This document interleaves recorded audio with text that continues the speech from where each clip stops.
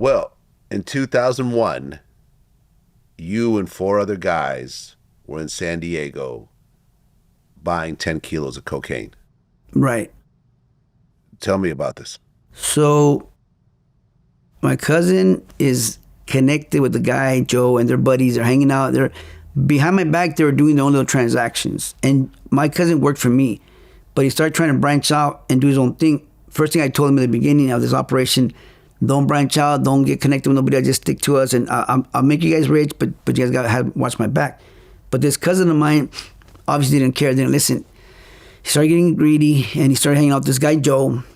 And I guess behind my back, they were meeting with these people in San Diego who were supposed to be Colombian cartel guys.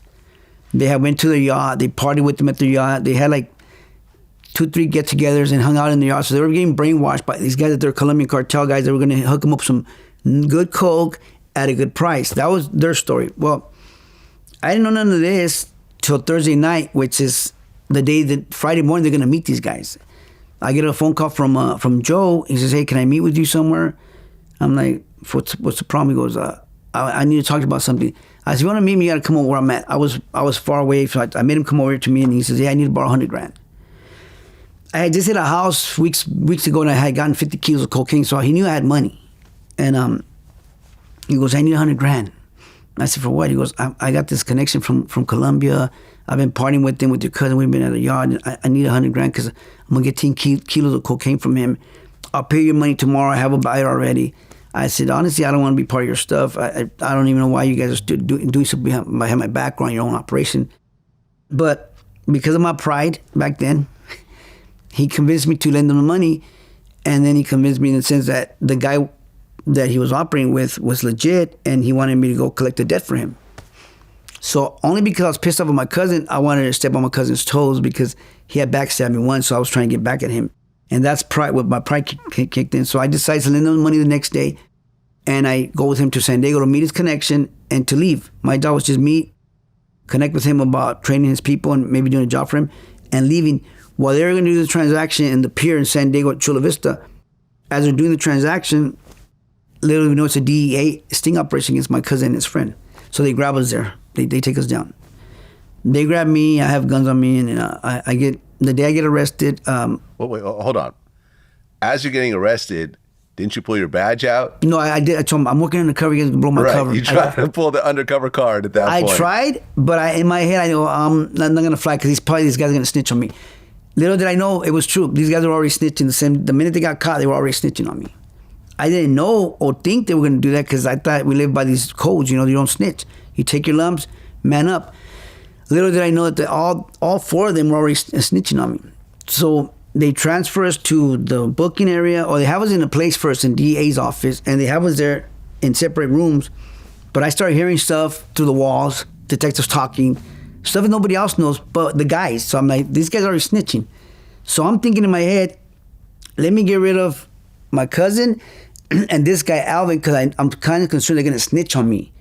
So I told the DEA, "Hey, what does it take to get these guys out of here?" I'm thinking they operate like we do and crash, and the units. Well, let's go search your house. I'm like, "Oh, I don't have nothing in my house. I don't care, shoot." And then one of my connections had just gave me a house that they were going to hit. We're going to hit in East LA, which is a lot of coke. I said, "I even got a house where you guys could hit," and I said, "But let them go home." That we'll let them go.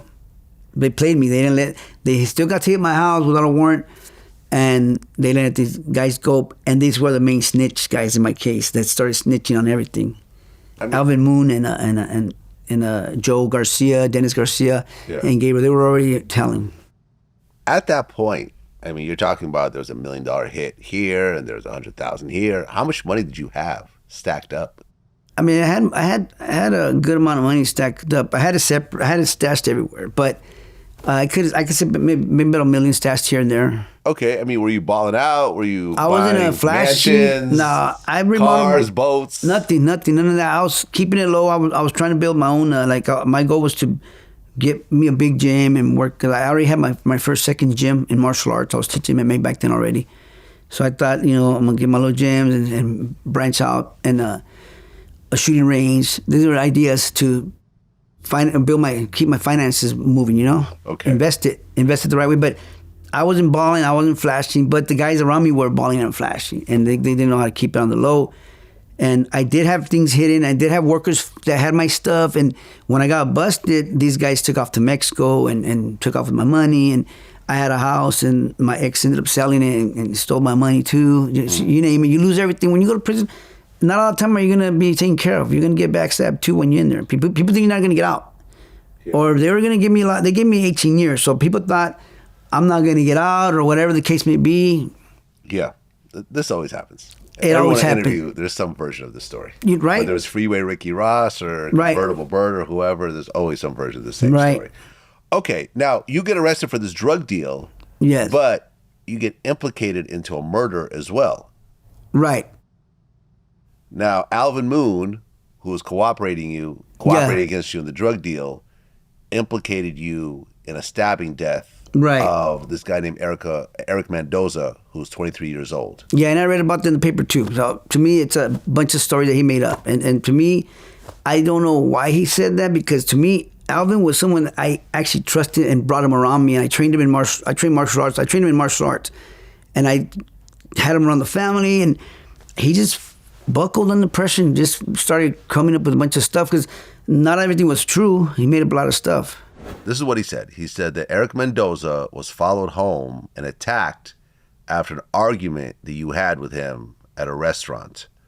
You and your brothers Oscar and Gabriel got out of an SUV and approached his car after following him. Gabriel, who was an aspiring police officer and a longtime friend, allegedly held a gun and flashlight to Mendoza. As Mendoza tried to get out of the car, you hit him 3 times in the chest, forcing him back inside the car. And then Oscar pulled out a knife and stabbed Mendoza in the face, neck, chest, back, and thigh. Yeah, that's he made that up. The whole story's made up. By him, yeah. Okay. Is Eric Mendoza an actual person who got killed? I read the paper. I mean, whatever. I never followed up on nothing. I just read it. I thought to myself, this guy Alvin is crazy. Made stuff up. Because I wasn't with him at that time.